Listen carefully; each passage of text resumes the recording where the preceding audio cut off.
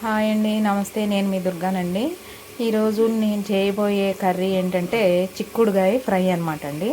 చిక్కుడుగాయ ఫ్రై ఎప్పుడైనా కూడా ఇట్లా ఆనియన్స్ ఫ్రై చేసిన తర్వాత గోల్డెన్ బ్రౌన్ వచ్చిన తర్వాత ఇందులో మనం చిక్కుడుగాయలు అనేది వేసుకుంటామండి. కానీ చాలామంది బాయిల్ చేసి వేస్తారండి. కానీ నేను ఈ పచ్చివే వేస్తానండి. ఇలాగా ఈ పచ్చివే వేసి మనం సిమ్లో పెట్టేసేసి కొంచెం సాల్ట్ వేసి మగ్గనిచ్చేస్తే కనుక అండి మనకి చిక్కుడుకాయ ఫ్రై అనేది చాలా మంచిగా రావటం జరుగుతుందండి. టేస్ట్ కూడా చాలా అమేజింగ్గా ఉంటుందండి. మీరు కూడా ట్రై చేసి చూడండి. ఎట్లా ఉందో టేస్ట్ నాకు కామెంట్ రూపంలో మీరు తెలియజేయండి.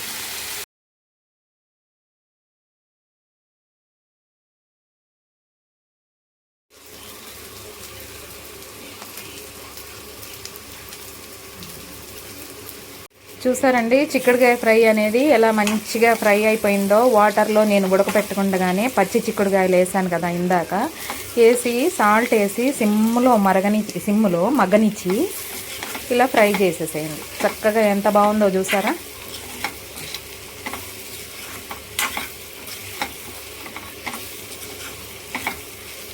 ఇలా మనం బాయిల్ చేయలేదు కాబట్టి ఈ కర్రీ ఎక్సెస్ ఏమన్నా నాకున్నా ఈరోజు మిగిలిపోయినా కూడా రేపటికి కూడా బాగుంటుందండి. ఇది చక్కగా సిమ్లో మగ్గిపోయింది కదా.